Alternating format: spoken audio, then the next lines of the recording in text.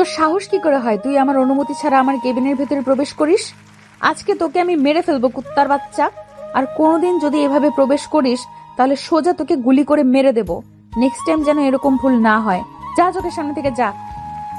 Madam, আমি তো আপনার অনুমতি নিয়েই আপনার কেবিনে প্রবেশ করেছি। হয়তো আপনি ল্যাপটপের মধ্যে বিজি ছিলেন, তার জন্য আপনি শুনতে পারেননি। আর আমারও আর্জেন্ট ফাইলটা দেখানোর ছিল, তার জন্যই আর কি দ্বিতীয়বার আপনাকে বলার মনে ছিল না। সরি ম্যাডাম, এরপর থেকে আর কখনো এমন হবে না। আর কখনো যদি এইরকম ভুল করিস তাহলে আমি কি করতে পারি সেটা তুই নিশ্চয়ই খুব ভালো করে বুঝতে পারছিস। নেক্সট টাইম এরকম ভুল কখনোই করিস না।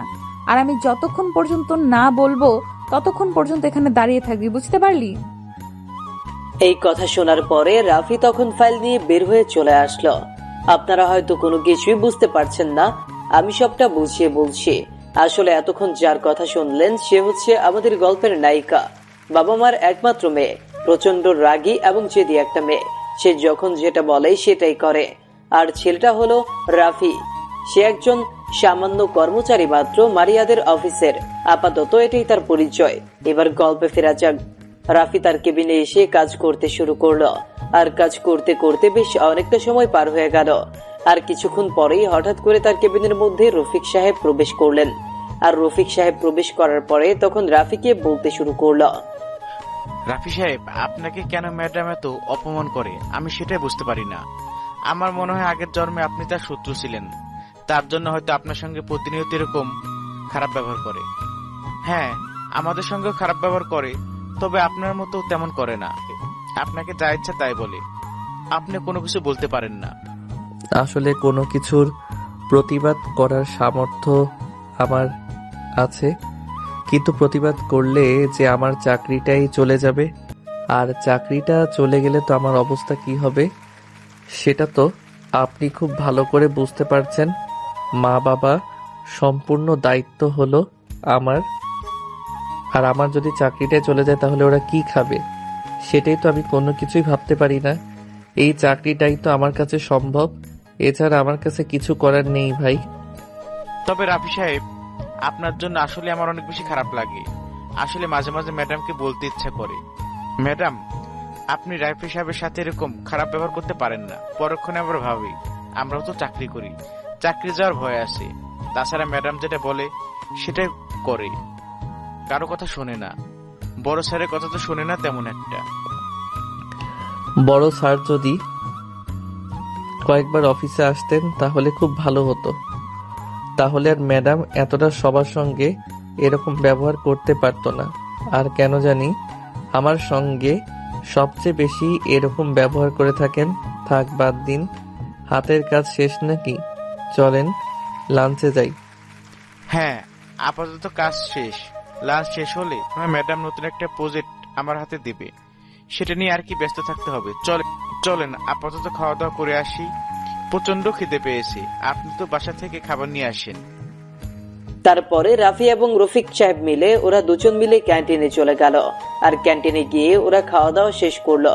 আর খাওয়া দাওয়া শেষ করে যখনই বের হতে যাবে তখনই হঠাৎ করে দেখতে পারলো মারিয়া তাদের সামনে দাঁড়িয়ে আছে। আর তখন মারিয়া ইচ্ছা করে রাফিকে একটা থাপ্পড় দেয়। আর থাপ্পড় দেওয়ার পরে তখন অপমান করে রাফিকে বলতে শুরু করলো, তোর সাহস কি করে হয়? তুই কোনো কিছু পরিষ্কার না করেই এখান থেকে চলে যাচ্ছিলি? তোর জন্য কি কেউ বসে আছে নাকি পরিষ্কার করার জন্য? কেউ তোর টেবিল পরিষ্কার করবি না, ওর টেবিলও নিজে পরিষ্কার করবেন। আর এখন থেকে যে যা খাবার খাবে তার সব কিছু এসে পরিষ্কার করে দিয়ে যাবে, না হলে তার আর চাকরি করার প্রয়োজন নেই। সে নিজের ইচ্ছায় এখান থেকে বের হয়ে চলে যেতে পারে।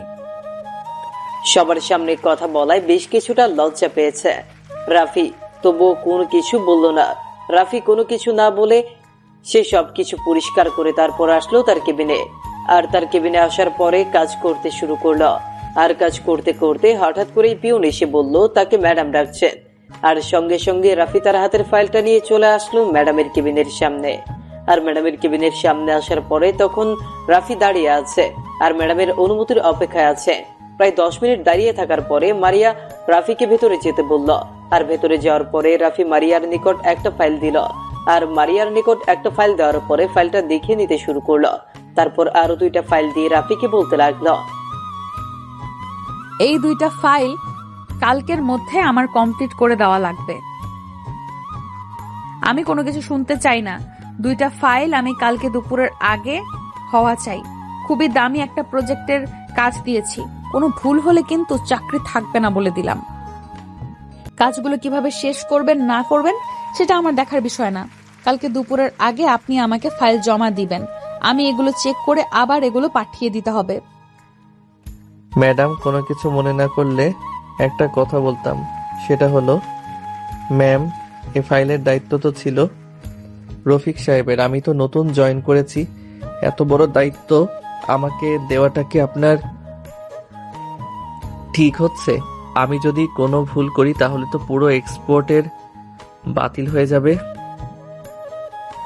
আর কোম্পানির অনেক বড় লস হয়ে যাবে। এটা যদি ভুল হয়। আমার যাকে মন চায় আমি তাকেই দায়িত্ব দিব। সেটা কি তোর কাছ থেকে শুনতে হবে? এতক্ষণ তোর সঙ্গে ভালো ব্যবহার করলাম, কিন্তু তোর এটা পছন্দ হলো না। আর তুই আমাকে জ্ঞান দেওয়ার কে রে? আমি তোর আন্ডারে চাকরি করি নাকি তুই? তুই কিন্তু আমার আন্ডারে চাকরি করিস, কথাটা মাথায় রাখবি। যা এখান থেকে। তারপর রাতে কোনো কিছু না বলে সেখান থেকে চলে আসলো। আর রাফি তার কেবিনে এসে যথারীতি কাজ করতে শুরু করলো। আর এইভাবেই অফিসের সময়টা শেষ হয়ে গেল। আর অফিস থেকে বেরিয়ে সোজা বাসায় চলে গেল। রাফি নিজের বাসায় আসার পরে ফ্রেশ হয়ে রান্না করতে শুরু করলো। আর তখনই তার মোবাইলটা বেজে উঠলো। সে দেখলো তার মা কল দিয়েছে।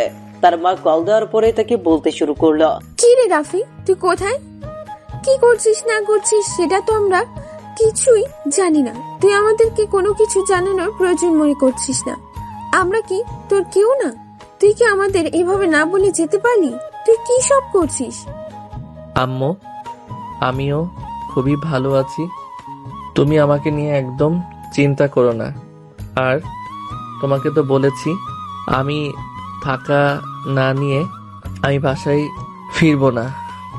তার মন জয় করে তাকে বিয়ে করে তারপর আমি বাসায় ফিরবো। এই জন্য যতদিন লাগুক লাগবে, আমার কোনো অসুবিধা নেই। আচ্ছা, আমি আর তোর বাবা গিয়ে যদি তার বাবার সঙ্গে কথা বলি তাহলে তো ওর বাবা নিশ্চয়ই রাজি হয়ে যাবে।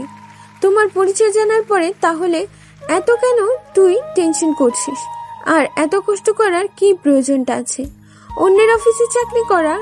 প্লিজ বাবা, বাসায় চলে আয়। তোর জন্য সত্যি বাসাটা ফাঁকা ফাঁকা লাগছে। মা, আমি তোমাকে বারবার বলেছি তুমি এগুলো নিয়ে কখনো চিন্তা করো না। আর আমি খুব তাড়াতাড়ি ফিরে আসবো তোমার বৌমাকে নিয়ে। তুমি শুধু আমার জন্য দোয়া করো মা, আমি যেন খুব তাড়াতাড়ি সফল হতে পারি। তাছাড়া তুমি জানো আমি কি চাই না চাই, তাই এখন আর কোনো কিছু বলতে পারছি না। আপাতত রান্না করছি, বলো এখন খাবার খেয়েছো কিনা? তোকে ছাড়া কি করে খাবার খাই সেটা তুই ভালো করেই জানিস। তোকে ছাড়া খাবার খেতে ভালো লাগে না। আজ একটা মাস হয়ে গেল তুই ওখানে আছিস। কি খাচ্ছিস, কোথায় কি করছিস কোনো কিছুই জানি না। আমার তো গলা দিয়ে খাবারটা নামবে কি করে বল? তারপর রাফি তার মায়ের সঙ্গে আরো কিছু কথা বলার পরে কল কেটে দিল। আর কল কেটে দেওয়ার পরে এসে রান্না শেষ করে যথারীতি সে তার ল্যাপটপে তার রুমে বসে কাজ করছিল, তার পার্সোনাল কাজ। আর তার নিজের কাজ করতে করতে বেশ অনেকটা সময় পার হয়ে গেল। তারপর মারিয়ার যে ফাইলগুলো ছিল ওই ফাইলগুলো ভালোভাবেই কমপ্লিট করলো। তারপর খাবার খাওয়ার পরে ঘুমিয়ে গেল। পরে সকালবেলা ঘুম থেকে উঠে যথারীতি অফিসে চলে আসলো। আর অফিসে আসার পরেই যথারীতি কেবিনে বসে কাজ করছিল। মূলত সেই ফাইলগুলোই বারবার দেখছিল যেন কোনো ভুল না হয়। যদিও কখনো ভুল হবে না, কিন্তু যদি একবার ভুল হয়ে যায় তাহলে তার অবস্থা শেষ হয়ে যাবে। মারিয়া তার কি অবস্থা করবে সেটা খুব ভালো করেই জানে রাফি। সকালবেলা রাফি ঘুম থেকে উঠে যথারীতি রেডি হয়ে নিল। আর রেডি হওয়ার পরে অফিসের জন্য বের হয়ে গেল। রাফি রিকশায় করে অফিস যাচ্ছে। রাফি রিকশায় করে যাওয়ার সময় হঠাৎ করে দেখতে পারলো গাড়িতে তার মারিয়া ম্যাডাম বসে রয়েছে। মারিয়া খুব ভালো করে রাফিকে দেখতে পারলো। সে রিকশার মধ্যে বসে আছে। আর কিছুক্ষণ পর জ্যাম ছাড়ার পর মারিয়া তার গাড়ি দিয়ে দ্রুত গতিতে চলে গেল। আর এদিকে রিকশাওয়ালা মামা বেশ খানিকটা সময় নিয়ে অফিসে পৌঁছলো। অফিসে পৌঁছানোর পরে রাফি তার নিজের ভাড়া দিয়ে অফিসের ভেতরে প্রবেশ করলো। আর অফিসের ভেতরে প্রবেশ করতেই তার প্রায় 5 মিনিট লেট হয়ে গেল। খুব ভালো করেই বুঝতে পারছে যে তার কপালে এখন কি হতে যাচ্ছে। রাফি তাড়াতাড়ি করে সে তার কেবিনে চলে আসলো। আর কেবিনে আসার পরে যথারীতি তার কাজ শুরু করে দিল। আর কিছুক্ষণের মধ্যেই পিয়ন এসে বলল তাকে ম্যাডাম ডাকছে। আর বুঝতে বাকি রইল না যে তার কি অবস্থা হতে পারে। তবুও রাফি কোনো ভয় না পেয়ে খুবই সাহস নিয়ে মারিয়ার রুমে প্রবেশ করলো। আর রুমে প্রবেশ করার পরে মারিয়া তখন কষে একটা থাপ্পড় মারলো রাফিকে।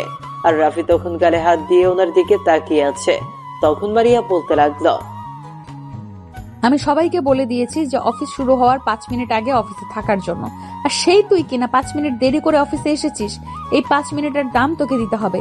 এই 5 মিনিটের না হলেও একটা ফাইল তুই চেক করতে পারতি। কি কারণে তুই দেরি করে এসেছিস? বাসা থেকে আগে বের হতে পারিস না? প্রতিদিন এমন লেট করা আমি একদমই পছন্দ করি না।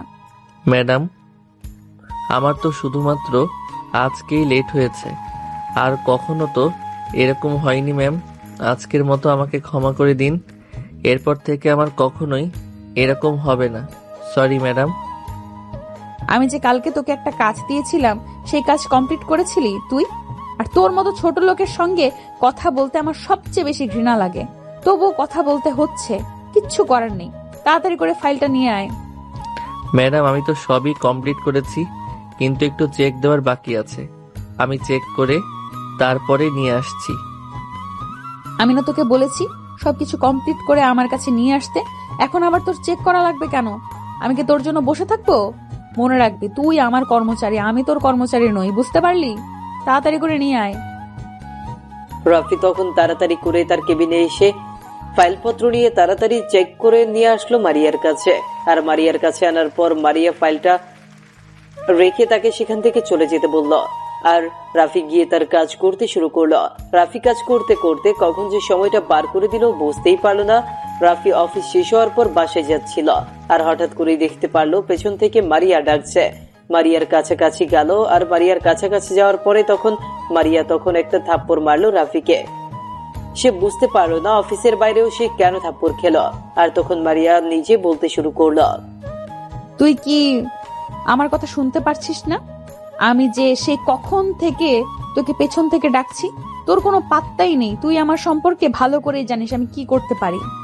এনাফ, যেটা করেছেন এ পর্যন্তই থাকুন। আপনি এখন অফিসের বাইরে, তাই আমি আপনার কোনো কথাই শুনতে পারছি না। তাছাড়া আমার তো এখন আর কোনো কাজ নেই। আমি এখন বাসায় যাব। তাই নাকি? তোর দেখি মুখে অনেক বুলি ফুটেছে। সমস্যা নাই, তুই শুধু ওয়েট কর। অফিস টাইম যখন কালকে থেকে শুরু হবে তখন তোর কি অবস্থা করব একটু ভাবতেই পারছিস। তাই যেটা বলছি সেটা কর। ম্যাম, এভাবে আপনি আমাকে হ্যারাসমেন্ট করতে পারেন না। ম্যাম, আরও তো অনেক অফিসের কর্মচারী আছে। আমি তো আপনার কেমন কোনো কিছু ক্ষতি করিনি, তাহলে কেন এত আমার সঙ্গে এরকমটা করছেন? তোকে এখন আমার একটা কাজ করে দিতে হবে। সেটা হলো আমাকে নিয়ে তুই একটা জায়গায় যাবি। তুই সাথে থাকলে আমার বাবা আমাকে কোনো কিছু জিজ্ঞেস করবে না, কোনো কিছু বলবেও না। তাই তোকে আমার প্রয়োজন। চল, গাড়ি ড্রাইভ করবি। রাফি কোনো কিছু না বলে তাড়াতাড়ি করে গাড়িতে উঠে পড়ল, না হলে আরো কয়েকটা থাপ্পড় পড়ে যাবে তার গালে। রাফি গাড়িতে উঠে পড়ে গাড়ি ড্রাইভিং করতে শুরু করলো। আর পেছন থেকে মারিয়া মোবাইল টিপছে। আর তখনই বলে পাশে গাড়িটা দাঁড় করানোর জন্য। আর গাড়িটা দাঁড় করানোর পরে একটা ছেলে, খুবই স্মার্ট ছেলেটা গাড়ির ভেতরে আসলো আর মারিয়ার সঙ্গে বসে পড়লো। আর দুজন মিলে কথা বলতে শুরু করলো। আর এদিকে ড্রাইভিং করতে লাগলো রাফি। রাফির কোনো কিছুই মাথায় আসছে না যে ড্রাইভারকে পাঠিয়ে দিয়ে তাকে দিয়ে ড্রাইভিং করার মানেটা কি। তবে হতে পারে ড্রাইভার তার বাবার খুবই বিশ্বস্ত, তাই বলে দিতে পারে, সেই জন্যই তাকে পাঠিয়ে দিয়েছে। এই জন্যই রাফির মাথায় এইমাত্র এসেছে, তাকে দিয়ে ড্রাইভিং করাচ্ছে। মারিয়া ছেলেটার সঙ্গে কথাগুলো বলছিল। ঠিক এমন সময়, বাবু, আমি তোমাকে সেই কখন থেকে তোমাকে কল দিয়ে যাচ্ছিলাম, কিন্তু তুমি আমার কোনো কল রিসিভ করছিলে না কেন বলো তো? আমি কি টেনশনে ছিলাম তোমার কোনো কিছু হয়ে গেল কিনা? চারদিকে তোমার এত শত্রু, আর কি বলবো। আসলে কি আর বলবো তোমাকে, কারণ আমি একটা ফ্রেন্ডের সঙ্গে কথা বলছিলাম, বুঝতে পারলে তো, তার জন্য আর কি তোমার ফোনটা ধরতে পারিনি। সরি বাবু।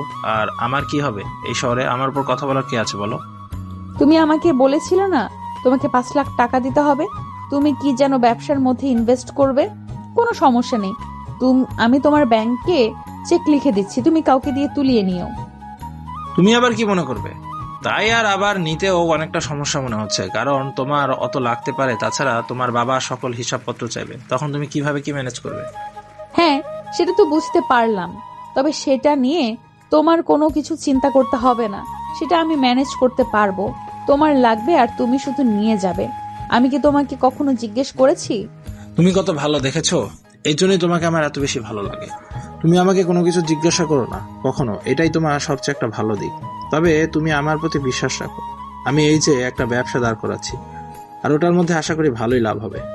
সেটা আমি খুব ভালো করেই জানি, তুমি যেটা করবে সেটাই ভালো হবে, আর আমি তোমাকে সেটার মধ্যেই সাপোর্ট করি। তুমি খুব ভালো করে জানো। আশা, এখন কি আমরা পার্কে দেখে যাচ্ছি না অন্য কোথাও? আসলে আজকে আমার একটা ফ্রেন্ডের জন্মদিন, তোমাকে বলিনি, সারপ্রাইজ দিব বলে। তার জন্য আর কি তোমাকে নিয়ে নাইট ক্লাবে যাচ্ছি। বেশি দেরি করব না, রাত 8টার মধ্যে তোমাকে ছেড়ে দেবো, ওকে? ও, এই কথা। আমারও কয়েকদিন ধরে মনে হচ্ছিল যে নিজেকে একটু চেঞ্জ করা দরকার, কারণ অফিস করতে করতে কেমন যেন হয়ে গেছি আমি, একঘেয়েমি লাগছিল।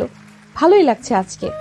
ওরা দুজন কথা বলতে বলতে বেশ অনেকটা সময় পার করে দিল। আর এদিকে রাফিও চলে আসলো একটা নাইট ক্লাবের সামনে। নাইট ক্লাবের সামনে আসার পরে যথারীতি গাড়িটা পার্ক করার পরে ওরা দুজন চলে গেল। আর যাওয়ার সময় রাফিকে মারিয়া বলতে শুরু করলো, তুই এখানে থাকবি, তুই ভিতরে আসার চেষ্টা করবি না, আর যদিও আসিস তাহলে এক কোনায় বসে থাকবি, বুঝতে পারলি? আমি যখন বের হব তখন আমাকে নিয়ে বাসায় দিয়ে আসবি। এই কথা বলার পরে তখন মারিয়া ভেতরে চলে গেল। তখন রাফি এখানে একা একা থেকে কি করবে, আর সে কারণে সেও ভেতরে চলে আসলো। ভেতরে আসার পরে সে এক কোনায় চেয়ার টেবিল নিয়ে বসে রয়েছে, সঙ্গে একটা ফলের জুস নিয়েছে। ভাগ্য ভালো যে এই শহরের কেউ তাকে চেনে না, না হলে তার নিজের জায়গা হলে কত কিছুই না হয়ে যেত। মানুষের কত বিচিত্র মন মানসিকতা, এগুলোই মূলত ভাবছিল সে। রাফি হঠাৎ করেই দেখতে পারলো তার ফোনে একটা কল এসেছে, আর খুবই কাছের একজন কল দিয়েছে, কারণ তার বাবাই কল দিয়েছে তাকে। তার বাবা কল দেওয়ার সাথে সাথে রাফি ফোনটা নিয়ে বাহিরে বের হয়ে আসলো। আর বাহিরে বের হওয়ার পরে তখন তার বাবা উপাস থেকে তাকে বলতে লাগলো, কি রে বাবা, তুই এখনো কোনো কিছু জানলে না? আমাদের একটা মেয়ের জন্য তুই আর কতদিন এভাবে বাইরে আমাদের ছাড়া থাকবে বলো তো? আমার কিন্তু সবার ভালো লাগছে না। আমি কি তোর এখানে আসবো? তোকে ছাড়া আমাদের কেমন লাগে বল? তুই আমাদের একমাত্র ছেলে, আর একমাত্র ছেলে এই শহরে আমাদের ছেড়ে বাইরে আছে শুধুমাত্র একটা মেয়ের কারণে। তুই সরাসরি বললেই তো পারিস মেয়েটার নাম কি, আমরা গিয়ে বাসায় কথা বলি আর বিয়ের দিন তারিখ ঠিক করে ফেলি। বাবা, তুমি কেন বুঝতে পারছো না? আমি যে মেয়েটাকে ভালোবাসি আর আমি চাই সে আমাকে ভালোবেসে বিয়ে করবে। আমি কখনো এরকম অ্যারেঞ্জ ম্যারেজ করতে চাই না। প্লিজ বাবা, আমাকে এত চাপ দিও না। আর আমি এখানে খুব ভালোই আছি, শুধু শুধু এত টেনশন করছো। তাছাড়া এদিকে আমার বিজনেসটাও তো আমি একা আর সামলাতে পারছি না। আমারও তো বয়স হয়েছে, আমি এখন চলতে ফিরতে অনেকটা আমার অসুবিধা হয়, কত জায়গায় দৌড়াদৌড়ি করা লাগে আমার। তুই থাকলে তো কতটা ভালো হয়, এটা তো তুই জানিস। আমি কি এগুলো দায়িত্ব নিতে পারবো এখনো? বাবা, আমাকে আর কয়েকটা দিন সময় দাও, বাকিটা আমি ম্যানেজ করে নিয়েছি। আর আমাকে নিয়ে এত টেনশন করতে হবে না তোমার। তুমি শুধু তোমার নিজের যত্ন নিও, তাহলেই হবে। এভাবেই তার বাবার সঙ্গে কিছুক্ষণ কথা বলার পরে রাফি কল কেটে দেয়। আর রাফি কল কেটে দেওয়ার পরে যথারীতি সেখানে প্রায় 2 ঘন্টা অপেক্ষা করার পরে মারিয়া চলে আসলো, আর মারিয়াকে তার বাসার সামনে নামিয়ে দিল। আর মারিয়ার বাবা মানে ইকবাল সাহেব, তিনি রাফিকে দেখার পরে আর কোনো কিছু বলল না, কারণ হয়তো ভেবেছে ওরা মিটিং করে এসেছে, তার জন্যই এমন লেট হয়েছে। আর তারপর রাফি তার স্যার ইকবাল সাহেবকে সালাম দিয়ে চলে আসলো। রাফি তারপরে চলে আসলো তার বাসায়। রাফি বাসায় আসার পরে ফ্রেশ হয়ে খাবার খেয়ে ঘুমিয়ে গেল। এভাবেই পার হয়ে গেল 2টা দিন। 2 দিন পরে রাফি অফিসে বসে কাজ করছিল, আর তখনই দেখতে পারলো রাকিব অফিসে এসেছে। আর রাকিব সোজা চলে আসলো মারিয়ার রুমে। মারিয়ার রুমে আসার পরে তখন মারিয়া দেখে বেশ অবাক হয়ে যায়। আর তখন মারিয়াকে রাকিব বলতে শুরু করলো, আমি বড় একটা বিজনেস শুরু করেছি, আর আজকে তার একটু লাভ হয়েছে, তার জন্য তোমার সঙ্গে দেখা করতে আসলাম। এই নাও মিষ্টি খাও, আর আজকে রাতে পার্টি হবে। আমি আজকে তোমার সঙ্গে পার্টিতে থাকতে পারবো না, কারণ তুমি তো খুব ভালো করেই জানো প্রতিদিন বাবাকে জবাবদিহি করতে হয়। বাবা একটু অন্যরকম টাইপের, তুমি তো ভালো করেই জানো। আর তুমি যেটা চাচ্ছ সেটা এখন সম্ভব না। প্লিজ একটু বুঝতে চেষ্টা করো। তুমি কেন বুঝতে চাইছো না? দুদিন পরে আমাদের তো বিয়ে হবে, তাহলে আগে একটু এনজয় করলে সমস্যাটা কি? তাছাড়া তোমারও চাহিদা পূরণ হলো, আমারও চাহিদা পূরণ হলো, তাতে তো আমি কোনো দোষের কোনো কিছু দেখছি না।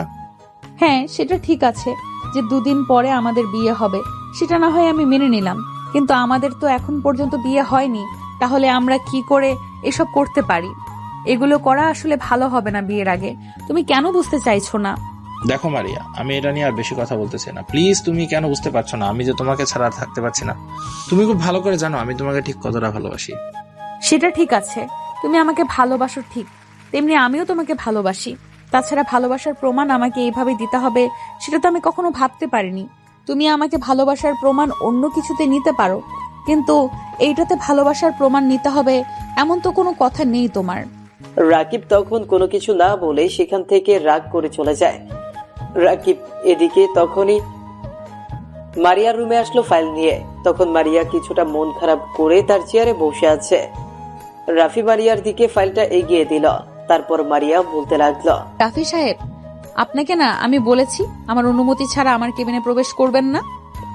সরি ম্যাম, আসলে এই ফাইলটা খুব জরুরি, তো এ কারণে আপনাকে আমি দেখাতে আসলাম। এর জন্য আমি আপনার কাছে ক্ষমা চাচ্ছি। ওকে, তাহলে আপনি ফাইলটা রেখে চলে যান, আমি দেখছি। তারপর রাফি কেবিন থেকে বের হয়ে তার কেবিনে চলে গেল এবং তার নিজের কাজ করতে শুরু করলো। আর ওইদিকে রাফির বাবা তার অফিসে বসে কাজ করছিল। আর তখনই তার পার্টনার তার কেবিনের মধ্যে প্রবেশ করলো। আর তার কেবিনের মধ্যে প্রবেশ করার পরে রাফির বাবা আরমান সাহেব তিনি দাঁড়িয়ে সম্মান জানালেন। খলিল সাহেব বসার পরে বিভিন্ন বিষয় নিয়ে কথা বলছিল। আর কথাগুলো ছিল এমন, আরমান সাহেব, আমি আপনার জন্য একটা প্রস্তাব নিয়ে এসেছি। আশা করি আপনি আমার প্রস্তাবটা ফেলতে পারবেন না। এতে আপনারও লাভ হবে, আমারও লাভ হবে। দেখবেন আমরা আরো অনেক কিছু করতে পারবো। যদি আপনি রাজি থাকেন তাহলে আমি প্রস্তাবটা দিতে পারি। এতদিন ধরে আমার সঙ্গে ব্যবসা করি, আর আজকে আপনি একটা প্রস্তাব নিয়ে এসেছেন, আর অথচ আমি এটা মানবো না? এটা তো কখনো হতে পারে না। বলুন আপনার কি প্রস্তাব, দেখি আগে শুনি। আসলে মায়ানমার থেকে এক গাড়ি ড্রাগসের মালামাল এসেছে। এখন আপনি যদি রাজি থাকেন তাহলে আমি এগুলো পুরো দেশের চাপড়াই করতে পারি। আর এই চাপড়াই যদি কমপ্লিট করতে পারে তাহলে আমরা আরো অনেক বেশি আনতে পারবো। আর এতে করে আমাদের কোম্পানি আরো অনেক লাভবান হয়ে যাবে। আমরা অনেক টাকা পয়সা পাবো, যেটার কোনো হিসাব ছাড়া। দেখুন খলিল সাহেব, আল্লাহ তাআলা আমাকে অনেক টাকা পয়সা দিয়েছেন, আমার আর টাকা পয়সার কোনো প্রয়োজন নেই। তাছাড়া আমি এসব কাজ কখনোই করব না, এটা খুব আপনি ভালো করে জানেন। আমি ওরকম ধরনের মানুষ নয়। আপনি বিষয়টা ভালোভাবে মনে হয় বুঝতে পারেননি। দেখুন, এতে করে আপনার লাভ হবে, আমারও লাভ হবে। তাছাড়া আমাদের ছেলেরা এটা চাচ্ছে যে আমরা এই কাজটা করি, আর এই কাজটা করলে আপনার অনেক লাভ হবে, যেটা আপনি কল্পনাও করতে পারবেন না। দেখুন, এই ড্রাগসের কারণে যথাযথ ছেলে মেয়েদের জীবন নষ্ট হবে। তাদের মধ্যে আমার ছেলেও হয়তো থাকতে পারে, কারণ ছেলে মেয়েরা বড় হয়ে গেলে মা বাবার ঠিক মতো খোঁজ খবর রাখতে পারে না। আমার ছেলে যে নষ্ট হবে না এই ড্রাগসের মাধ্যমে, সেটা কি গ্যারেন্টি আছে? আর তাছাড়া আমার এত টাকা পয়সার প্রয়োজন নেই, আর আমি এসব খারাপ কাজে কখনোই যাব না। আর একবার যদি আপনি এসব কথা বলেন তাহলে আমি আপনাকে পুলিশে দিতে বাধ্য হব। আমি যদি আজকে এখান থেকে ফিরে যাই খালি হাতে তাহলে কিন্তু অনেক বড় সমস্যা পড়বেন আপনি। আপনি আমাকে খুব ভালোভাবে চেনেন, আমি কি করতে পারি আর না করতে পারি। আপনি আমার প্রস্তাবে রাজি হলেন না, এখন দেখেন আপনার কি অবস্থা হয়। এতে করে আমার যে অবস্থাই হোক না কেন আমি কোনো ভয় করি না। আপনি জানেন আপনি কার সাথে বসে কথা বলছেন। আপনার সঙ্গে আমার পার্টনারশিপ ক্যান্সেল করে দিয়েছি। আপনি এখনই আমার অফিস থেকে বের হয়ে যান, আর কখনো আমার অফিসে আসবেন না, আমার সঙ্গে যোগাযোগ করার চেষ্টা করবেন না। একবার দাঁড়িয়ে থাকলে আমি এখনই পুলিশ ডাকতে বাধ্য হব। তারপর খলিল সাহেব রাগ করে সেখান থেকে বেরিয়ে গেল। আর বেরিয়ে যাওয়ার পরে তার গোডাউনে চলে আসলো। আর গোডাউনে আসার পরে তখন তার কাছের লোক ফখরুল বলতে শুরু করলো, বস, আপনার পার্টনার আরমান সাহেব কি আপনার সাথে ব্যবসা করার জন্য রাজি হয়েছে নাকি? শালা এখনো তার নীতি বাক্য নিয়েই আছে। শালা তো এত সহজে রাজি হওয়ার কথা না। আসলে তুই ঠিকই বলেছিস, ও এত সহজে রাজি হবে না। উল্টো আমাকে পুলিশে ভয় দেখিয়েছে। ও যদি একবার মুখ খুলে দেয় তাহলে তো অনেক বেশি সমস্যা হয়ে যাবে। পুলিশের কাছে সবকিছু বলে দিলে আমার ব্যবসার সবকিছু বন্ধ হয়ে যাবে। এমনকি আমি, তুই, সবাই কি অবস্থা হতে পারে সেটা তুই ভালো করে বুঝতে পারছিস। আমার মনে হয় তাকে বলাটা আর উচিত হয়নি। আর এমনি তো সে কদিন পরে জানতে পারতো, তখন তো আরো বেশি সমস্যা হতো। তাহলে উপড়ে ফেলি গোড়া থেকে। এখনই আমাকে কিছু ভাবার সময় দেন। ওকে মেরে ফেলাটা বিষয় না। ওকে মেরে ফেললে ওর কোনো কিছু আমার করতে পারবে না। কিন্তু কথা হচ্ছে, এই বিজনেসটা টিকবে তো আমাদের? বস, আমরা তো অনেক আগে এসব ব্যবসা করে আসছি। তখন যেহেতু কোনো কিছু হয়নি, এবারও কোনো কিছু হবে না। দেখবেন চারদিকে আমাদের লোকজন ভরে যাবে। আর আপনি বললে আজকের মধ্যে আমি কাজটা করে ফেলি, মেরে ফেলবো শালাকে। ঠিক আছে, এমনভাবে মারবি যেন কেউ কোনো কিছু বুঝতে না পারে, জানতে না পারে। কোন অজ্ঞাত লোক মেরেছে সেটা কোনো জানা নেই। তাছাড়া আমি চৌধুরী গ্রুপ ইন্ডাস্ট্রির মারে চৌধুরীর সঙ্গে কথা বলেছি, সেও এই কাজটাই করতে বলেছে। ফখরুল এই কথা বলার পরে তখন সেখান থেকে চলে যায়। আর সেখান থেকে চলে যাওয়ার পরে ওদিকে সবকিছু ব্যবস্থা করতে থাকে আরমান সাহেবকে মেরে ফেলার জন্য। আর এদিকে আরমান সাহেবের ছেলে রাফির কাছে খবর চলে আসে তার বাবাকে কেউ যেন মারার চেষ্টা করছে। আর অফিস থেকে বের হচ্ছিল, আর তখনই এই খবরটা পায় রাফি। তখন তার বাইকে করে যথারীতি চলে আসলো খলিলের গোডাউনের সামনে। আর খলিলের গোডাউনের সামনে আসার পরে যথারীতি দেখতে পারলো খলিল কিছু লোকজনের সঙ্গে আলোচনা করছিল। আর তখন রাফিকে দেখতে পায় খলিল। আর খলিল তখন রাফিকে বলতে শুরু করলো, কি ব্যাপার, আজকে সূর্য কোন থেকে উঠলো? আজকে রাফি আমার গোডাউনে চলে এসেছে? তারা কোনো দরকার এসেছে নিশ্চয়ই। বল, তোমার কি দরকার? তোমার জন্য সবকিছু বাদ দিয়ে দিলাম, তুমি এসেছো বলে কথা। আপনি কি মনে করছেন আমার বাবাকে মারবেন আর অথচ আমি সেটা জানতে পারবো না? এটা তো কখনো হতে পারে না। আমি এত কাঁচা লোক নই যে আপনি আমার পরিবারের দিকে হাত বাড়াবেন। কি বলছো তুমি এসব পাগলের মতো? আমি আর তোমার বাবা পার্টনার। আমি কেন তোমার বাবাকে মারতে যাব? হয়তো অন্য কেউ মারতে চাইছে। বিশেষ করে চৌধুরী গ্রুপ ইন্ডাস্ট্রির মালিক চৌধুরী মারতে চায় তোমার বাবাকে। আমি কেন মারতে যাব আমার বন্ধুকে? আপনি না খুব ভালো অভিনয় করতে পারেন। আপনি বিজনেস না করে যদি অভিনয় করতেন তাহলে খুব ভালো করতে পারতেন। বাংলাদেশে গুণী শিল্পীর খুবই অভাব। আপনি গেলে হয়তো ফিল্ম ইন্ডাস্ট্রির বেশ অনেক উন্নতি হতো। দেখো রাফি, তুমি কিন্তু আমাকে এভাবে অপমান করতে পারো না। এভাবে অপমান করার রাইট কিন্তু তোমার নেই। তুমি যা ইচ্ছা তাই বলে যাবে, তোমাকে কোনো কিছু বলা যাবে না, এটা তো কখনো হতে পারে না। তুমি আমার জায়গায় এসে আমাকে অপমান করতে পারো না। ও তাই নাকি? তাহলে আমার বাবাকে দিয়ে থ্রেট দেওয়া হলো। তার অফিসে গিয়ে তার কেবিনের মধ্যে বসে তাকেই মারার হুমকি দিয়ে আবার এখানে এসে ফখরুলকে দায়িত্ব দিয়েছেন আমার বাবাকে মারার জন্য। আজকে রাতে এত বড় সাহস, আর অথচ মনে করেছিস তুই বেঁচে যাবি? এই কথা বলার পরে তখন রাফি খলিলের কলারের মধ্যে ধরে সেখানেই লাথি দিয়ে ফেলে দিল। আর ফেলে দেওয়ার পরে যথারীতি সে মারতে শুরু করলো। আর খলিলের লোকজন রাফিকে মারতে আসলো, কিন্তু কেউই রাফির সঙ্গে পারলো না। রাফির কোমরে থাকা রিভলভার দিয়ে সবাইকে মেরে ফেললো। আর এদিকে খলিল ভয়ে চুপসে আছে। আর তখন রাফি তাকে বলতে শুরু করলো, তোকে বাঁচিয়ে রাখার কোনো ইচ্ছাই আমার নেই, কারণ তুই আমার বাবার সঙ্গে বেয়াদবি করেছিস। এই ব্যবসা আমার দাদার কাছ থেকে আমার পেয়েছে বাবা। তারপর বাবা আমি যুগ যুগ ধরে এই ব্যবসা তুই এই কয়দিনে নষ্ট করে দিবি। এত বড় সাহস তোর! এটা আমাদের পরিবারের একটা ইমোশন, বুঝতে পারলি? তোকে বাঁচিয়ে রেখে কোনো লাভ নেই। তোকে বাঁচিয়ে রাখলে দেশের অনেক ক্ষতি হবে। আমি আর কখনো তোমাদের সঙ্গে লাগতে যাব না। আমার অনেক বেশি ভুল হয়ে গেছে রাফি, তুমি আমাকে ক্ষমা করে দাও। আমি তোমার বাবার মতো, তুমি তো আমার ছেলের মতো। তোমার বয়সে আমার তো একটা ছেলেও আছে। আমাকে এবারের মতো ক্ষমা করে দাও। আমাকে একবার সুযোগ দাও। আমি নিজেকে সহ্য নেব, সত্যি বলছি। তুই আমার বাবার মতো কিন্তু বাবা নয়। আর তোর মতো বাবা থাকলে আমি নিজেই তোকে গুলি করে মেরে দিতাম। আমার আবার হাত খুব ভালোই চলে। আর চৌধুরীর কথা বলছিস, চৌধুরী যদি এরকম কোনো প্ল্যান করে থাকে তাহলে আমি তাকে নিজের হাতে মারবো এবং তারই মেয়েকে বিয়ে করব। বুঝতে পারলি কিছু? যা প্ল্যান করার সবকিছু ওই চৌধুরী করেছে, আমি কোনো কিছু করিনি। প্লিজ তুমি আমাকে মাফ করে দাও। আমি আর কখনই এইসব করবো না।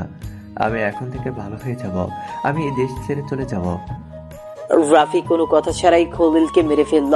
খলিল কাটা মুরগির মতো ছটফট করতে করতে সেখানে মারা গেল। আর খলিল মারা যাওয়ার পরে সেই গোডাউনের মধ্যে আগুন লাগিয়ে দিল। আগুন লাগানোর পরে রাফি চলে আসলো তার জায়গায়, বাসায় এসে ঘুমিয়ে গেল। পরদিন সকালবেলা হঠাৎ করেই তার মোবাইলটা বেজে উঠল, আর তার কারণেই ঘুমটা ভেঙে গেছে। রাফির বাবা কল দিয়েছে। রাফির বাবা যথারীতি বলতে শুরু করলো, রাফি, তুই কিন্তু কাজটা একদমই ভালো করলি না। আইন নিজের হাতে তুলে নেওয়া, আমি কি তোকে এটা শিক্ষা দিয়েছি? ছোটবেলা থেকে যে আইন সবসময় নিজের হাতে তুলে নিবি, তুই কেন এটা করতে গেলি? আমি খুব ভালো করে জানি যে এটা তুই ছাড়া অন্য কেউ করতে পারবে না। বাবা, তোমার কাছে এটা ঠিক না হতে পারে, কিন্তু আমার কাছে এটা ঠিক। আর ওর মতো শয়তানের বেঁচে থাকার কোনো অধিকার নেই। তুমি খুব ভালো করে জানো ওর জন্য এই সমাজের কত কত ছেলে মেয়ে নষ্ট হচ্ছে শুধুমাত্র ড্রাগসের কারণে। হ্যাঁ, সেটা আমি খুব ভালো করে জানি, কিন্তু তোর কিন্তু এটা করা উচিত হয়নি। দেশে আইন আদালত থাকতে তুই কেন নিজের হাতে ওদের মারতে গেলি? নিজের গায়ে কলঙ্ক দিবি না। বাবা, ও তোমাকে মারার হুমকি দিয়েছে। আমি যদিও তাদেরকে না মারতাম, ও তোমাকে মেরে ফেলতো। তখন কি করতে? আমি মানছি যে আইন নিজের হাতে তুলে নিয়েছি, কিন্তু আমার কাছে যেটা ভালো মনে হয়েছে আমি সেটাই করেছি, আর কোনো প্রমাণ রাখিনি।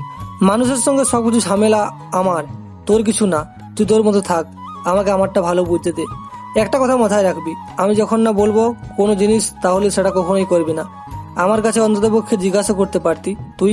আমি তোকে ছোটবেলা থেকে পড়াশোনা করি এতটুকু শিক্ষা দিতে পারিনি। আমার আফসোস হচ্ছে তোর জন্য। তুই একটা মানুষকে খুন করে ফেললি, ছি।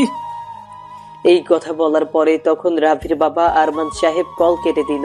আর কল কেটে দেওয়ার পরে রাফির আম্মু রাফির বাবাকে জিজ্ঞেস করতে শুরু করলো, তুমি ছেলেটাকে এমন করে কথা বললে কেন? ছেলেটা হয়তো কষ্ট পেয়েছে।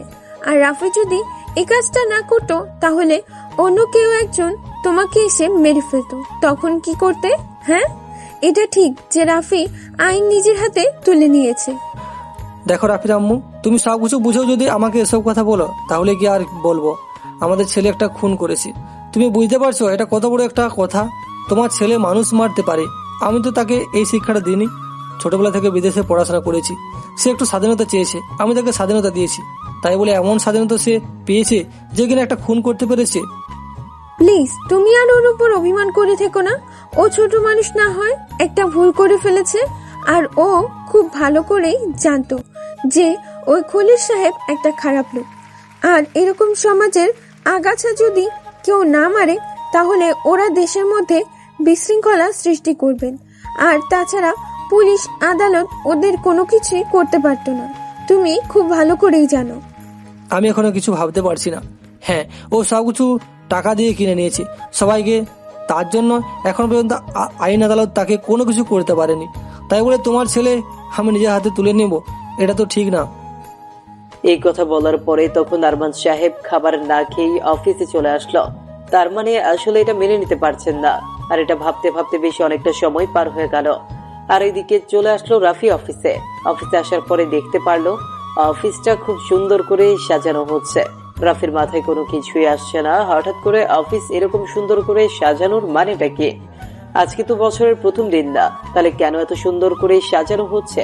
তখন রাফি কলিগ রিয়া এসে বলতে লাগলো, আরে রাফি সাহেব, আপনি দেখি কোনো কিছুই জানেন না। এভাবে তাকিয়ে অবাক হওয়ার কোনো কিছু নেই। আজকে হচ্ছে ম্যাডামের জন্মদিন, তার জন্যই আজকে এরকম সুন্দর করে সাজানো হচ্ছে। আর আজকে অফিসে কোনো কাজ নেই। ও আচ্ছা, তা ম্যাডামের জন্মদিন তার বাসায় না সাজিয়ে অফিসে সাজানোর মানেটা কি? আমি সেটাই তো বুঝতে পারছি না, তার জন্যই অবাক হচ্ছি। মানুষের জন্মদিনের সময় বাসায় সাজানো হয় সুন্দর করে, তাই বলে এখানে সাজাতে হবে অফিসের মধ্যে? এই কথাটার রাফি বলার পরে পেছন থেকে মারিয়া খুব ভালো করে শুনতে পারলো। মারিয়া কোনো কিছু না বলে সেখান থেকে চলে যায়। তবে মারিয়া যে শুনতে পেয়েছে এটা রাফি দেখতে পারেনি। রাফি তখন রিয়ার সঙ্গে কিছু কথা বলল। রিয়ার সঙ্গে কথা বলার পরে সেও কাজ করতে শুরু করলো। আর এভাবেই বেশ অনেকটা সময় পার হয়ে যায়। অফিসের মধ্যে কিছুটা অনুষ্ঠান করে কেক কাটা হয়। আর কেক কাটার পরে যথারীতি মারিয়া বলল তার বাসার সন্ধ্যার সময় অনেক বড় করে প্রোগ্রাম করা হয়েছে, তাই সবারই আসতে হবে সেখানে। মারিয়া মনে মনে এটা ভাবতে লাগলো, আমার বাসায় যাওয়ার পরে সব কিছুর প্রতিশোধ আমি নিয়ে ছাড়বো। তুই আমাকে এইসব কথা বলিস? তোর এত বড় সাহস! দেখে নিস তুই আমি তোকে কি করতে পারি। সন্ধ্যার সময় অফিসের সকলে রেডি হয়ে চলে আসলো মারিয়ার বাসায়। আর এখানে অনেক মেহমান এসেছে, সকলেই বেশ এনজয় করছে। আর এদিকে রাফি যথারীতি একপাশে গিয়ে দাঁড়ালো আর দেখতে পারলো মারিয়া প্রচুর পরিমাণ ড্রিঙ্কস করছে। তবে আশেপাশে তার বাবা মাকে দেখা যাচ্ছে না, হয়তো তারা একটু ব্যস্ত রয়েছে, তার জন্যই এমন সুযোগ পেয়েছে মারিয়া। ড্রিঙ্ক করছে আর তার বান্ধবীদের সঙ্গে উল্টাপাল্টা কথা বলছে মারিয়া। হঠাৎ করেই মারিয়া তার বান্ধবীর কথা শুনে বেশ অবাক হয়ে যায়। কথাগুলো ছিল এমন: মারিয়া, তুই তো রাফিকে অপমান করতে করতেই তুই নিজেই রাফিকে ভালোবেসে ফেলেছিস। তাহলে এখন পর্যন্ত রাফিকে কোনো কিছু বলতে পারছিস না কেন বলতো? আর ছেলেটাকে এত পরিমাণে অপমান করার কি আছে? যেহেতু তাকেও তুই ভালোবেসে ফেলেছিস, তাহলে এগুলো করার মানেটা কি? আসলে তোমাদেরকে কখনো আমার কাহিনীটা বলা হয়নি। একদিন আমি রাস্তার মাঝখান দিয়ে হেঁটে যাচ্ছিলাম আর হঠাৎ করে একটা ছেলে এসে আমাকে ঠাস করে থাপ্পড় মারলো। আর সেই ছেলেটা ছিল রাফি। ছেলেটাকে দেখেই বুঝেছিলাম যে ছেলেটা হয়তো এর সন্তান, কারণ কাপড় চোপড় তেমন একটা ভালো ছিল না। আর ছেলেটাকে আমি প্রথম দেখাই ভালো লেগেছিল, তবে তার জ্ঞান দেওয়াটা আরো বেশি ভালো লেগেছিল। তারপর একদিন অফিসের মধ্যে দেখতে পারলাম চাকরি নিয়েছে। তারপর আর কি, ইচ্ছে করে এরকম শাস্তি দিয়েছিলাম। তবে এটা ঠিক যে ছেলেটা অত্যন্ত ভালো আর সে মনে করে আমি অনেক অহংকারী, কিন্তু একদিকে যে আমি তাকে ভালোবাসি সেটা কখনোই তাকে বলিনি। হ্যাঁ, সেটা বুঝতে পারলাম। তুই প্রথম দেখায় তাকে ভালোবেসে ফেলেছিস আর মজা করে তুই ছেলেটাকে অপমান করছিস, কিন্তু ছেলেটা তো তোকে ভালো না বাসতে পারে। তখন কি করবি? ছেলেটা তোকে যদি মন থেকে ঘৃণা করে তখন কি করবি তুই? এবং তুই যে ব্যবহার করিস প্রতিনিয়ত, তোকে ঘৃণা করাটাই উচিত। যে কোনো ছেলে থাকলে তোকে ঘৃণা করবে। সেটা তুই ঠিকই বলেছিস, তবে আমার মনে হয় না সে আমাকে পছন্দ করবে। আমার বিশ্বাস আছে যে সে আমাকে অবশ্যই ভালোবাসবে, তবে আমি কখনো তা আমার ভালোবাসা প্রকাশ করতে পারবো কিনা জানি না। শোন, তুই আর ড্রিঙ্কস করিস না। যদি আন্টি আঙ্কেল জানতে পারে তাহলে কিন্তু সর্বনাশ হয়ে যাবে। তোর আর আমাদের খবর আছে।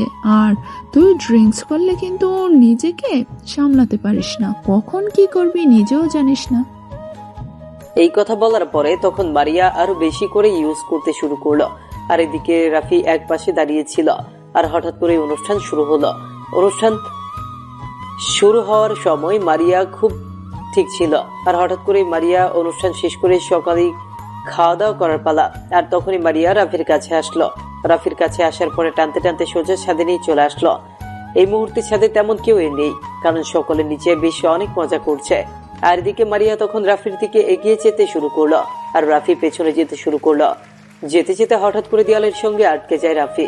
আর তখন মারিয়া এসে তার গলার মধ্যে প্রথমে কিস করে রাফিকে বলতে শুরু করলো: সে কবে থেকে তোকে আমি ভালোবাসি। তুই কি আমার দিকে তাকাতে পারিস না, ভালো করে দেখতে পারিস না? আমি যে একটা মেয়ে, আমার যে অনেক কিছুই প্রয়োজন হয়, তুই কেন বুঝিস না? মারিয়া, তুমি কিন্তু মাতলামো করছো। এই মাতলামি করাটা আমার একদমই পছন্দ করি না। প্লিজ আমাকে এখান থেকে যেতে দাও। আর লোকজন জানাজানি হলে অনেক বেশি সমস্যা হবে। তুমি কিন্তু এখন নিজের মধ্যে নেই। আমি খুব ভালো করেই জানি তুই আমাকে ভালোবাসিস, তবুও তুই আমাকে তোর কাছে টেনে নিতে পারছিস না কেন সেটা বল। তুই কি অন্য কোনো মেয়েকে ভালোবাসিস, নাকি তুই রেশমিকে ভালোবাসিস?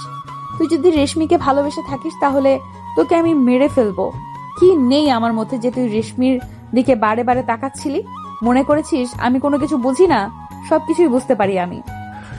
সত্যি বলতে মাতলামো করাটা আমার একদমই পছন্দ না। তাছাড়া তুমি যেটা করছো এটা একদমই ঠিক হচ্ছে না।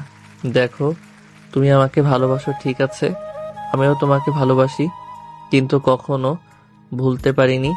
সুস্থ অবস্থায় তো কখনো বলতে পারবো না কখনো, তাই এই অবস্থায় বলতে হচ্ছে তোমাকে আমি সত্যি অনেক ভালোবাসি। কিন্তু কখনো তুমি আমাকে ভালোবাসবে কি না সেটা জানি না। আর এই অবস্থায় তোমার সঙ্গে আমি কখনোই এসব করতে পারবো না, কারণ তোমাকে আমি ভালোবাসি। কোনো প্রবলেম নেই। আমি না হয় রাকিবকে ভালোবাসতাম, রাকিবের সঙ্গে একটা ভুল করেই ফেলেছিলাম। তাই বলে তুই আমাকে ভালোবাসবি না কেন? কেন ভালোবাসবি না তুই? রাকিবকে তো আমি ভুলে গেছি, আর রাকিবকে কখনো আমি ভালোবাসতাম কিনা জানি না। রাফি তখন আর কোনো কথা না বলে মারিয়াকে একটা থাপ্পড় মারলো। আর মারিয়াকে থাপ্পড় মারার পরে তখন রাফি নিচে চলে যায়। আর এদিকে মারিয়া হাসতে শুরু করলো, কারণ মারিয়া ইচ্ছা করেই এমনটা করেছে রাফির মন পরীক্ষা করার জন্য। সে কি রাফিকে আসলে ভালোবাসে কিনা, আর এটা খুব ভালো করেই রাকিব দেখতে পারলো। আর রাকিব দেখতে পারার পরে রাফির দিকে রাগী দৃষ্টিতে তাকায়। তবে রাফি এগুলো কোনো কিছুই বুঝতে পারলো না। রাফি সকলের সঙ্গে কথা বলছিল, আর এদিকে মারিয়া হাত মুখ ধুয়ে এসে সবার সামনে দাঁড়ায়। রাফির দিকে বারবার তাকাচ্ছিল, রাফিও বারবার তাকিয়ে দেখছিল মারিয়াকে। রাফি মনে করছে ফ্রেশ হয়ে এসে এখন মনে হয় কিছুটা স্বাভাবিক হয়েছে, তবে আগের ঘটনাগুলো মনে আছে কিনা কে জানে। রাফি এগুলোই মনে মনে ভাবছিল। আর এদিকে রাকিব মনে মনে ভাবতে লাগলো, আমার যা কিছু হয়ে যাক, কোনো সমস্যা নেই, কিন্তু এই শালিকে আমি নষ্ট করে ছাড়বো। আমার মনের মধ্যে বসে রাখা ভাগ আজকে জেগে উঠবে, কারণ শালিকে অনেকদিন ধরে এই পেছনে পড়ে আছে। শালি আমাকে পাত্তাই দিচ্ছে না, জন্মদিনের মধ্যে ইনভাইট করে, আর আজকে রাতের সঙ্গে প্রেমের লীলায় আসক্ত হয়ে গেছে। তোর প্রেম ভিড় করছি, এমন অবস্থা করবো যা কখনো মানুষের সামনে মুখ দেখাতে পারবি না। হুট করে মারিয়া ফোনে একটা কল আসলো, আর তখনই মারিয়া একটু বাইরে চলে গেল। রাফি হয়তো ভাবলো তার কোনো আত্মীয় হয়তো এসেছে, তার জন্যই রিসিভ করতে গেছে। রাফি যথারীতি তার কলিগ রিয়ার সঙ্গে কথা বলতে শুরু করলো, আর রিয়া রাফিকে বলতে লাগলো, তবে যাই বলেন রাফি সাহেব, আপনার সঙ্গে কিন্তু ম্যাডামকে খুব ভালো মানাবে। আমি মন থেকে দোয়া করি যেন ম্যাডাম আপনাকে ভালোভাবে মেনে নেয়, এর আগে মানুষটাই যেন আপনার ঘরের বউ হয়। এমন কপাল কি আর আমার আছে? এমন কপাল হয়তো আমার নেই, তবে যদিও থাকে তাহলে এখন পর্যন্ত তো কোনো কিছুই হলো না। এখন পর্যন্ত তো খারাপ ব্যবহার ছাড়া ভালো আশাই করা যায় না, বুঝতে পারলেন না? আমি মারিয়া ম্যাডামকে যত ভালো চিনি, মারিয়া ম্যাডাম কিন্তু এমন ছিল না। আপনি আসার পর থেকে হয়তো আমার হয়ে গেছে, তবে যার প্রতি বেশি রাগ তাকেই কিন্তু ভালোবাসা যায়, কথাটা কিন্তু মাথায় রাখবেন। রাফি রিয়ার সঙ্গে এইগুলো কথা বলছিল, আর এদিকে রাকিব মারিয়াকে বাইরে আসতে বলে তার গাড়িতে করে তুলে নিয়ে গেল তার আস্তানার মধ্যে। রাকিব মারিয়াকে নিয়ে আসার পরে মারিয়াকে চেয়ারের সঙ্গে বেঁধে ফেললো, আর চেয়ারের সঙ্গে বেঁধে ফেলার পরে মুখে টেপ লাগিয়ে দিল যেন কোনো চিৎকার না দিতে পারে। আর তখন রাকিব সামনে আসলো। সামনে আসার পরে মারিয়াকে বলতে লাগলো, তোকে আমি এতদিন ধরে তোর পেছনে পড়ে আছি শুধুমাত্র তোর দেহটাকে পাওয়ার জন্য, আর তুই কিনা রাফির জন্য পাগল। ওই ছোট লোকের জন্য। ওই ছোট লোকের কি আছে যা আমার মধ্যে নেই?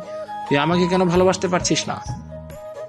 এই কথা বলার পরে তখন মুখ থেকে ট্যাপ সরিয়ে দিল, আর মুখ থেকে ট্যাপ সরিয়ে দেওয়ার পরে তখন মারিয়া হাঁপাতে হাঁপাতে রাকিবকে বলতে শুরু করলো রাকি কণ্ঠে, ওর মধ্যে তোর পার্থক্যটা হলো অনেক বেশি।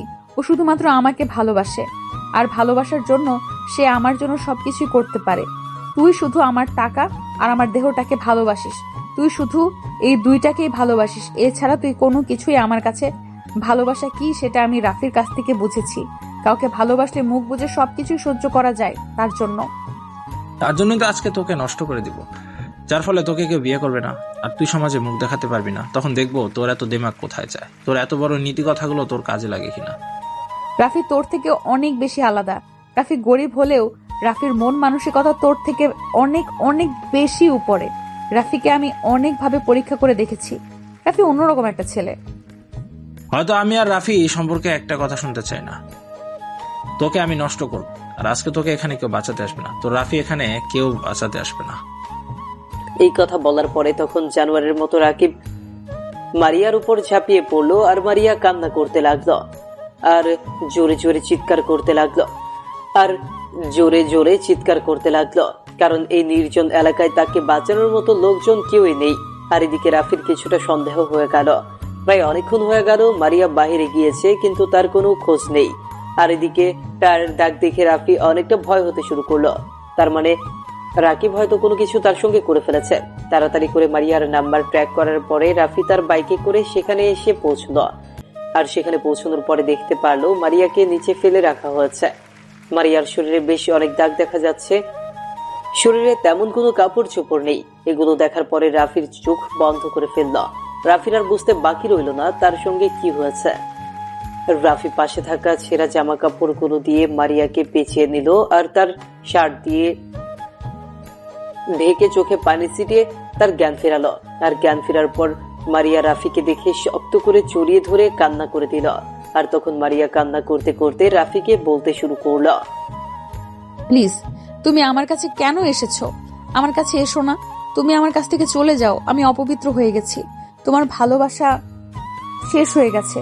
পাওয়ার আগে তোমার ভালোবাসা শেষ। আমি সমাজের সামনে কি করে বেঁচে থাকবো? প্লিজ এরকম বলো না। তুমি ছাড়া আমি একেবারে শেষ হয়ে যাব। সেদিন রাস্তায় প্রথম দেখার পরে তোমার প্রতি অন্যরকম ভালো লাগে গিয়েছিল। আসলে এতটা ভালোবেসে ফেলেছি তোমায় যা বলার মতো নয়। কিন্তু তোমার পরিবার আমাকে কখনোই এখন মেনে নেবে না, এটা সম্ভব না। আমি আমার নিজের মা বাবাকে মুখ দেখাতে পারবো না। তোমাদের বাড়িতে আমি কি করে মানুষের সামনে মুখ দেখাবো? রাকিব তোমার এত বড় সর্বনাশ করেছে। রাকিবের বেঁচে থাকার কোনো অধিকার নেই। চলো আগে তোমাকে হাসপাতালে নিয়ে যাই, তারপরে রাকিবের ব্যবস্থা করছি। আমাকে তো চেনে না। রাফি তখন ফোন দিয়ে গাড়ি নিয়ে আসতে বলল কাউকে। আর প্রায় 10 মিনিটের মধ্যেই গাড়ি নিয়ে চলে আসলো। আর গাড়িতে করে নিয়ে আসা হলো হাসপাতালে। মারিয়াকে হাসপাতালে ভর্তি করে রাফি চলে আসলো গাড়িতে করে রাকিবের কাছে। রাকিবের বন্ধু বান্ধব নিয়ে রাকিব পার্টি করছে। আর সেখানে এসে রাকিবের সকল বন্ধু বান্ধবকে ইচ্ছে মতো মারতে শুরু করলো। আর এইদিকে রাকিব পালাতে শুরু করলো। আর রাকিবকে ধরে ফেললো রাফি। ধরে ফেলার পরে তখন রাফিকে মারতে লাগলো। আর তখন রাকিব বলতে লাগলো, তুই জানিস না তুই কার গায়ে হাত দিয়েছিস? আমি চাইলে কি করতে পারি? তোর ভাবনার বাইরে। তোর মতো ছোট লোকের এত বড় সাহস, তুই আমাকে মারছিস? তুই বাঁচতে পারবি না। আমাকে ছোট লোক বলার তোর কোনো অধিকার নেই। আমার যা আছে তোর বাপ দাদার সম্পত্তি 10 বার কিনতে পারবো, আবার 10 বার বিক্রি করতে পারবো, কোনো সমস্যা হবে না। আরমান চৌধুরীর নাম শুনেছিস? আমি তার একমাত্র ছেলে রাফি চৌধুরী। শুধুমাত্র মারিয়াকে ভালোবেসে এতদিন ছদ্মবেশে ছিলাম। কেন মারিয়া শুধুমাত্র আমাকেই ভালোবাসে, আমার টাকা পয়সাকে নয়, এবং আমি সেটা সফল হয়েছি। কিন্তু তুই যে মারিয়ার সর্বনাশ করেছিস, এটার জন্য তোর একমাত্র শাস্তি হলো মৃত্যু। আসলে মারিয়াকে আমি ভালোবাসতাম। মারিয়া আমার কথায় রাজি হয়নি দেখে আমি এরকমটা করে ফেলেছি। আমি অনেক ভুল করে ফেলেছি ভাই, আমাকে ক্ষমা করে দে। তুই আমার কাছে ক্ষমা চাইছিস 30 মিনিট আগে যে কাজটা করে এসেছিস, আর এখন ওই কাজটার জন্য তুই আমার কাছে মাপ চাইছিস? তুই কি ফিরিয়ে দিতে পারবি তার সম্মান? তুই কি ফেরাতে পারবি তার ওই চাঞ্চল্যকর হাসি মুখটা? তারপর রাফি গুলি করে মেরে ফেললো রাকিবকে। আর রাকিবকে গুলি করে দেওয়ার পরে রাকিব ছটফট করতে করতে সেখানেই মারা যায়। আর রাকিব মারা যাওয়ার পরে রাফি হাসপাতালে চলে আসলো। আর হাসপাতালে আসার পরে তখন মারিয়া রাফিকে জড়িয়ে ধরে কান্না করতে শুরু করলো আর বলতে শুরু করলো, তুমি আমাকে কেন বাঁচালে? আমি বাঁচতে চাই না, আমি মরতে চাই। প্লিজ তুমি এখান থেকে চলে যাও। তোমার সুন্দর ভবিষ্যতের অপেক্ষা করছি আমার জন্য। কেন তুমি মানুষের কথা শুনবে, মানুষের কাছে ছোট হবে? প্লিজ। দেখো মারিয়া, আমি তোমাকে সত্যি অনেক বেশি ভালোবাসি। তুমি তো নিজের ইচ্ছে অনুযায়ী এটা করনি, জাস্ট একটা অ্যাক্সিডেন্ট। আর এটা তোমার পরিবারকে জানানোর প্রয়োজন নেই। তুমি বলবে অ্যাক্সিডেন্ট হয়েছে, বুঝতে পেরেছো? যথেষ্ট সম্ভব চেষ্টা করবে ওদের কাছ থেকে লুকিয়ে রাখা। আর বিয়ের ব্যবস্থা আমি করছি। আশা করি আমার পরিচয় জানলে তোমার। কি বলছো তুমি? তোমার মাথা কি ঠিক আছে? আমি এত বড় একটা ঘটনা, সেটা আমি আমার বাবা মার কাছ থেকে লুকিয়ে রাখবো? না, এটা হতে পারে না। আমি এটা কি করে করব? তাছাড়া তুমি কেন এগুলো করছো আমার জন্য? আমি তোমার জন্য কেন করছি সেটা কি আবারও তোমাকে বলতে হবে? আমি যে তোমাকে ভীষণ বেশি ভালোবাসি, অনেক বেশি ভালোবাসি। আর ভালোবাসার জন্য হয়তো এগুলো করছি। আমি আরমান চৌধুরী, একমাত্র ছেলে রাফি চৌধুরী। মারিয়া কান্না করছিল। আর তখন রাফি তাকে শক্ত করে জড়িয়ে ধরলো। আর এদিকে রাফি তার বাবা মাকে বলল বিয়ের ব্যবস্থা করার জন্য। রাফি যেটা ভয় পেয়েছিল সেটাই হয়েছে। মারিয়ার মা বাবা হাসপাতালে চলে এসেছে আর সমস্ত ঘটনা জেনে ফেলেছে। রাফি যেহেতু বিয়ে করতে রাজি আছে, তার জন্য মারিয়ার মা বাবা আর কোনো আপত্তি করলো না, বিয়ের জন্য রাজি হয়ে যায়। যথারীতি তাদের বিয়েটা সম্পূর্ণ হয়। রাফি এখন দাঁড়িয়ে আছে বাসর ঘরের সামনে। রাফির ভেতরে যেতে বেশি একটু ভয় পাচ্ছে। কিভাবে কি হয়ে গেল সেটাই বুঝতে পারলো না। আর তখনই তার মা পেছন থেকে এসে রাফিকে বলতে শুরু করলো, কি ব্যাপার রাফি, তুই এখানে দাঁড়িয়ে আছিস কেন? মেয়েটা সেই কখন থেকে তোকে খুঁজেই চলেছে। মেয়েরা তো অসুস্থ, তাই না? তুই শুধু শুধু দাঁড়িয়ে না থেকে ভিতরে গিয়ে ঘুমিয়ে পড়। আম্মু, আমি তোমাকে একটা কথা বলতে চাই। সেটা হলো, তুমি নিশ্চয়ই বুঝতে পারছো যে মারিয়ার কি অবস্থা। তোমার কাছে আমি কখনোই কোনো কথা লুকাইনি। আসলে মারিয়াকে ধর্ষণ করা হয়েছে। এটা কোনো অ্যাক্সিডেন্টের ঘটনা নয়। তুমি প্লিজ এটা কাউকে বলবে না, আর মারিয়াকে কখনো ছোট করে দেখবে না। তুমি আমাকে কথা দাও। কি বলছিস এসব পাগলের মতো? আমার এখন ওর কথা শুনে মনে হচ্ছে আমি সঠিক কাজ করেছি। তোর মতো একটা সন্তান পেয়ে আমি তোকে নিয়ে গর্ব করি। আমি জানতাম যে তুই এরকম কোনো কিছু একটা করবি। সত্যি বলছো মা? আসলে আমি ছাড়া তোমারই আর কেউ নেই। এখন আর মারিয়াকে তো আমি মন থেকে ভালোবাসি, আর তার জন্যই কাউকে জানাইনি বিষয়টা। তাই শুধু তোমাকে জানালাম, বাবাকে জানানোর প্রয়োজন নেই। সেটা আমি খুব ভালো করেই জানি। এটা তো কোনো কিছু বলতেই হবে না। যা, মেয়েটা অসুস্থ, গিয়ে ঘুমিয়ে পড়। আর ও কিন্তু এখন পর্যন্ত খায়নি। আমি খাবার দিয়ে রেখেছি, খাওয়া দাওয়া করে তারপর ঘুমাবে দুজন। রাফি রুমের ভেতরে প্রবেশ করলো, আর রুমের ভেতরে প্রবেশ করার পরে যথারীতি দেখতে পারলো মানুষটা ঘুমিয়ে আছে। আর রাফি দরজা লক করে তার মাথার কাছে গিয়ে মাথায় হাত বুলিয়ে দিতে শুরু করলো। আর তখন মারিয়ার ঘুমটা ভেঙে যায়। আর মারিয়ার ঘুমটা ভেঙে যাওয়ার পরে তখন মারিয়া উঠে গেল। আর তখন রাফি মারিয়াকে বলতে শুরু করলো, কি ব্যাপার, আবার না খেয়ে এখন ঘুমিয়ে গিয়েছো কেন? তোমার না ওষুধ খাওয়ার কথা? ওষুধপত্র না খেলে কি আর তোমার অসুখ ভালো হবে বলো?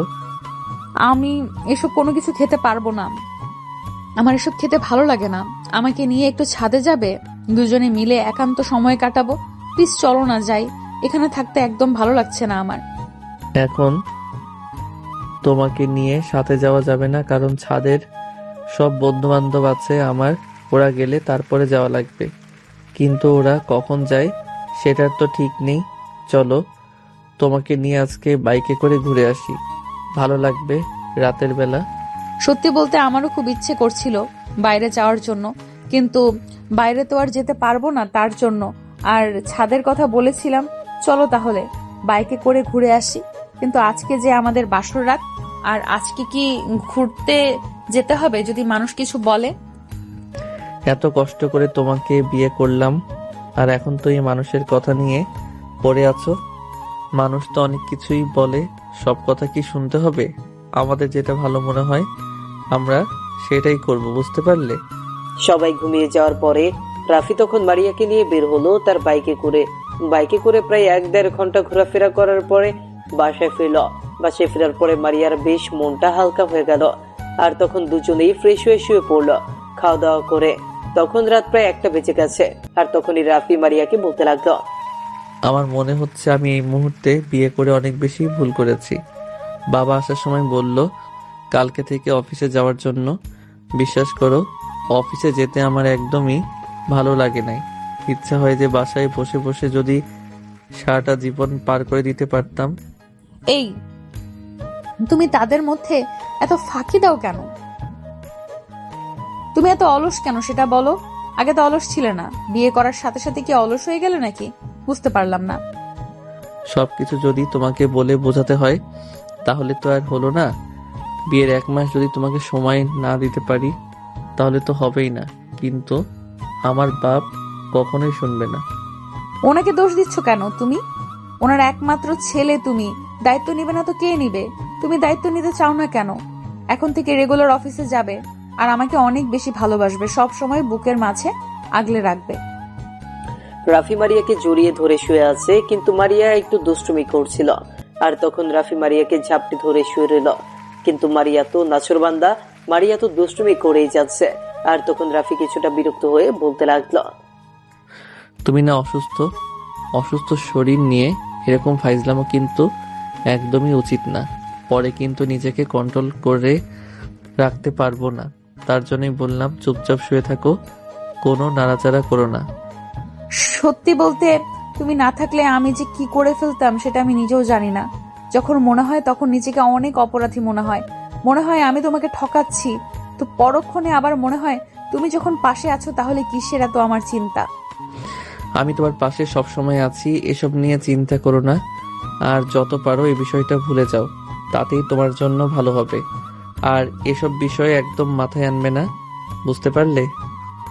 রাফি তখন মারিয়াকে জড়িয়ে ধরে ঘুমিয়ে গেল। একদিন সকালবেলা ঘুম ভাঙলো মারিয়ার ডাকে। ফজরের আজান দিচ্ছে তখন ভোরবেলা, আর তখন মারিয়া ডাকতে শুরু করলো। মারিয়া ডেকেই যাচ্ছে, কিন্তু এদিকে রাফির ওঠার নাম নেই। তখন মারিয়া তার চুলের মধ্যে থাকা পানি রাফির উপর দিল, আর তখনই রাফি মারিয়াকে ঝাপটে ধরে তার বুকে নিয়ে নেয়। আর তখন মারিয়া আবারও বলতে লাগলো, কি ব্যাপার, আবার কি শুরু করলে? অনেক তো ঘুমিয়েছো, এবার একটু উঠে নামাজে যাও, তারপরে এসে না হয় আবার ঘুমিও। এখন থেকে রেগুলার নামাজ আদায় করতে হবে। আমি এসে গেছি না এখন? সেটা না হয় ঠিক আছে, ভাই, কিন্তু আমি কিন্তু গোসল করতে পারবো না ভাই। এই ঠান্ডার মধ্যে আমাকে 2 ঘন্টা মারলেও মনে হয় আমাকে তারা গোসল করা সম্ভব না। আগেই মাপ চাই, আমার শরীর পাক আছে, আমি গিয়ে নামাজ পড়ে আসি, এটা করতে পারবো। গোসল করবে না মানে? আজকে আমাদের বাসরাত ছিল না? তাহলে গোসল করে আসো। গোসল করলে এমনিতেও সকালটা ভালো লাগবে। তুমি আগে গোসল করো, তারপরে নামাজে যাবে। যেটা বলেছি সেটাই করো। রাফিকে জোর করে মারিয়া গোসল করার জন্য পাঠিয়ে দেয়, আর মারিয়া সেও রেডি হয়ে নামাজ আদায় করে নেয়। আর এদিকে রাফি গোসল করে মসজিদে চলে যায় নামাজ আদায় করার জন্য। নামাজ আদায় করে বাইরে একটু হাঁটাহাঁটি করে চলে আসলো বাসায়। আসার পর দেখতে পারলো মারিয়া রান্না করছে একা একা। পেছন থেকে শক্ত করে জড়িয়ে ধরলো রাফি, আর কানের কাছে গিয়ে মারিয়াকে ফিস ফিস করে বলতে লাগে, কি ব্যাপার মহারানী, একা একা সবার জন্য নাস্তা বানাচ্ছেন? তা আপনার যে একটা বর আছে সেটার কি খেয়াল আছে? এখন পর্যন্ত অধিকারটুকু পাইনি, তোমার মনের মধ্যে কি বিন্দু পরিমাণ কষ্ট লাগে না? না, আমার একটুও কষ্ট লাগে না। তাছাড়া আপনি এভাবে ধরে রাখলে আমি কাজ করব কিভাবে বলতে পারেন? এখন ছাড়েন, পরেরটা পরে না হয় দেখা যাবে। না, এটা তো হচ্ছে না জান, আগে কিছু একটা আমাকে দিন, তারপর আমি যাব। এর আগে কোনোভাবেই যাচ্ছি না। দেখো, ঢং করো না, আমাকে রান্না করতে দাও। আগের মতো শাসনের উপর রাখলে তুমি ঠিক থাকবে, এছাড়া তুমি ঠিক হবে না। মা যদি এই অবস্থায় এসে আমাদের দেখে তাহলে কি হবে শুনি? রাফি কোনো কথা না বলে তার ঘাড়ে চুমু দিতে শুরু করলো। মারিয়া কিছুক্ষণ নড়াচড়া করলেও একসময় চুপ হয়ে গেল। তখনই হঠাৎ করে রাফির আম্মু মারিয়াকে ডাকতে ডাকতে রান্নাঘরে আসতে শুরু করলো, আর তাড়াতাড়ি করে ছেড়ে দিয়ে রাফি হাতে একটা রুটি নিয়ে খেতে খেতে চলে গেল। এদিকে মারিয়ার রাগে কটমট করছে, আর কিছুক্ষণ পর নাস্তা বানিয়ে খাবার টেবিলে দিল। আর খাবার টেবিলে খাবার খেয়ে সোজা রুমে আসলো রাফি, আর বলতে লাগলো, কি ব্যাপার, বসে আছো কেন? অফিসে যাবে না? বাবা তোমাকে না বললো অফিসে যাওয়ার জন্য? যাও, রেডি হয়ে নাও, দেরি হয়ে যাচ্ছে তো। কি এবার বৌমা, রাফি কি আজকে অফিসে যাবে না? আজকে নতুন ক্লায়েন্ট আসবে, নতুন প্রজেক্ট নিয়ে আলোচনা করা হবে। অফিসে আসতে বলো তাড়াতাড়ি। অফিসে যাবো কেমনে? পেটের অবস্থা খুবই খারাপ। কাল এত কিছু খাওয়ার পর পেট ভালো থাকে নাকি? 2 দিন পরে থেকে যাব। এই কথা শোনার পর চলে গেল তার বাবা, আর এদিকে রাফি মহা খুশি। আর তখন রাফি দরজা লাগিয়ে মারিয়ার ঘাড়ে চুমু দিতে লাগলো, আর মারিয়া তখন বলে, শয়তান একটা, লজ্জা শরম বলতে কিচ্ছু নেই। দিনের বেলায় কি শুরু করে দিয়েছো? এখন কিচ্ছু হবে না, যা হওয়ার রাতে। তাই নাকি মহারানী? ঠিক আছে, কিন্তু আপাতত লিখতে তো আদর করতে দাও। কালকে রাতে একটু আদর করতে পারিনি তোমাকে। তোমার কাছে আমার একটা চাওয়ার আছে, সেটা হলো আমি তোমার সন্তানের খুব তাড়াতাড়ি মা হতে চাই। তাহলে আরো পরে আরেকটা বাবু আসবে। আমিও তো সেটাই বলি, আর সেই মিশনটা এখনই শুরু করা যাক। কাদের জন্য আর ওয়েট করতে পারছি না, এখনই শুরু করলে আরো তাড়াতাড়ি হবে। শয়তান একটা, আমি গেলাম, তুমি থাকো।